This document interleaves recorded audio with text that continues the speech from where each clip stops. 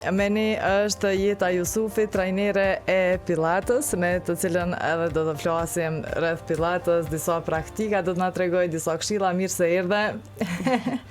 Mirë se u gjeta, faleminderit Nora për ftesën. Jeta na tregon ose na përshkruaj Pilaten për dikë që nuk e njeh fare. Është shumë pyetje e mirë. Do thotë Pilates është ushtrime të koncentruara, të fokusuara edhe të kontrolluara që e bëjnë trupin të jetë më i fortë, të ketë balans më të mirë, elasticitet edhe të shliron nga stresi.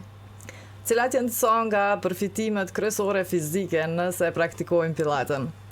Përfitimet fizike kryesisht janë muskujt që i kemi në trup, disa muskujt të vegjël që ndonjëherë edhe harrojmë që ekzistojnë, ato forcohen nga brenda jashtë në mënyrë të ngadalshme, por duhet të jenë konsistente me ushtrimet e Pilates dhe pastaj e formsojnë komplet trupin. Nëse ndalemi tek përfitimet kryesore në mirëqenien mendore të praktikimit të Pilates, cilat janë ato? Çdo aktivitet fizik, jo vetëm Pilates, besoj që është shumë i mirë për mendje, por sidomos Pilates të ndihmon, sepse kjo e ka domethënë dy anë. Edhe pjesën fizike, po edhe pjesën mendore, të shliron nga stresi, të jap energji edhe të jap forcë.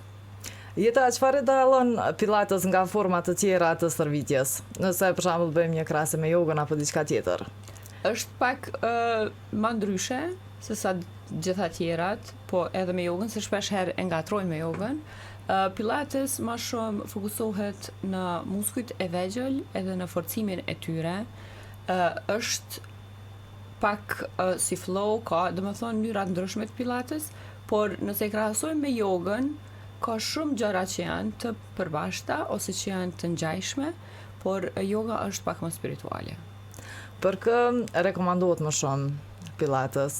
Rekomandohet për gjithë, unë edhe në intervista tjera vetëm kam tregu që domethënë kujdesi ndaj vetës është për gjitha moshat, duke filluar nga adoleshenca e deri te perimenopauza edhe menopauza.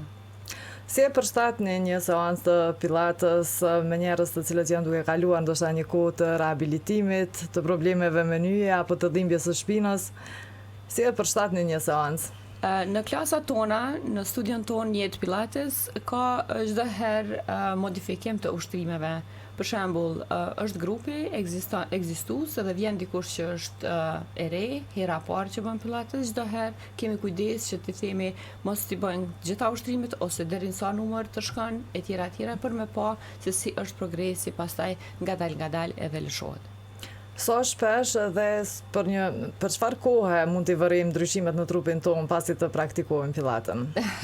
Kjo është një pyetje që ma bëjnë shumë edhe klientet. Unë kam kliente që ende vinë, por ato ndryshimet në trupin e tyre fizike i kanë vrejt mbas 2 muaj gjysë 3, ndërsa ndryshimet që i kanë qetësu, dhe më thonë kanë largu stresin, më thonë me njëherë mas 2-3 seancave.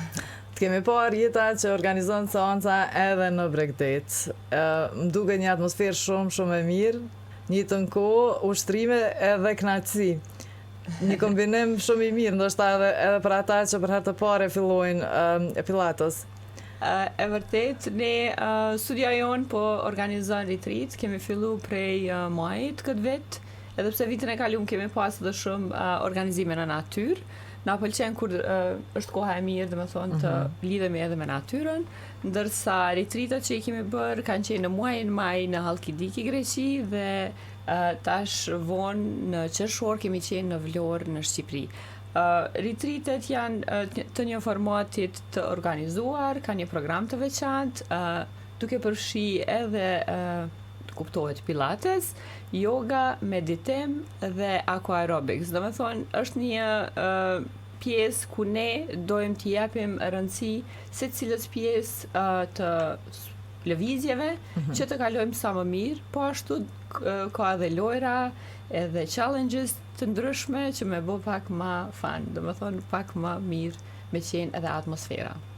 Cilat janë disa prej gabimeve që mund t'i bëjnë fillestarët të cilët fillojnë ta praktikojnë Pilates për herë të parë?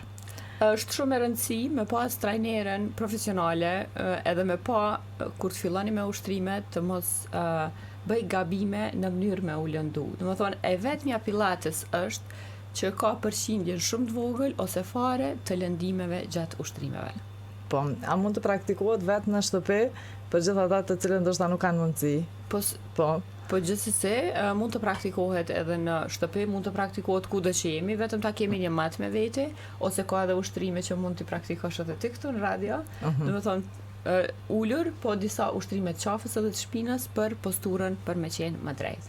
A mundesh me i demonstru, mase me që i këto e në vështira?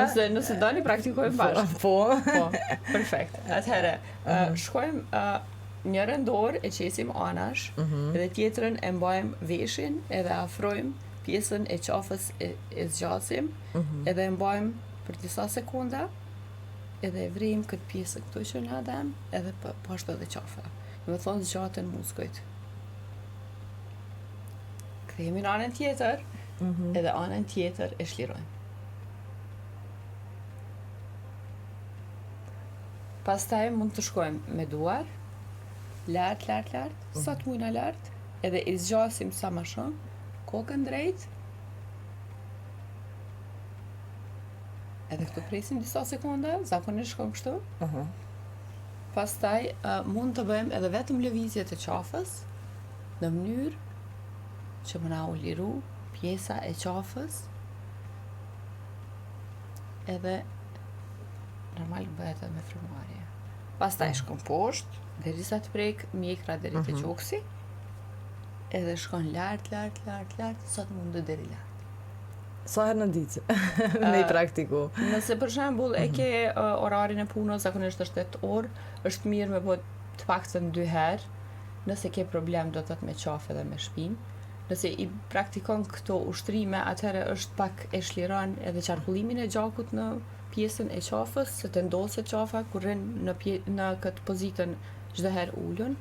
Gjithashtu edhe posturën, prap fillon nga lodhja, fillon me u laku, kështu që për këtë arsye, për me majt pak ma drejt, atëherë shkojnë edhe disa ushtrime. Ka edhe disa tjera që pastaj bëhen me krejt trupin, po këto janë vetëm disa për me pas se si mundesh me ndihmu pak vetes. Besoj që këtë probleme kemi shumica prej nesh, që me orë të tëra qëndrojmë në përkarike, edhe me të vërtet na mungon një zgjatje muskujve, një praktik shumë e mirë. Kur është bërë e famshme Pilates? Më duket viteve të fundit ka marrë një hap më të madh në vendin tonë. Faktikisht Pilates ekziston që nga vitet 1920-ta, 30-tat. Është zbulu nga Joseph Pilates, paramendoni mashkull e ka zbulu Pilates, dhe sot në ditën e sotit më shumë praktikojnë femrat, por nuk është vetëm për femra, është edhe për meshkuj. Pastaj hovin e madhe mori vitet e fundit, dekadën e fundit.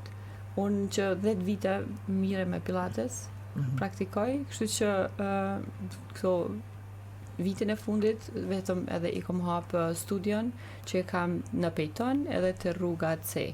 Do thotë janë 2 studio që tash praktikojmë Pilates edhe janë të hapura edhe për klienta.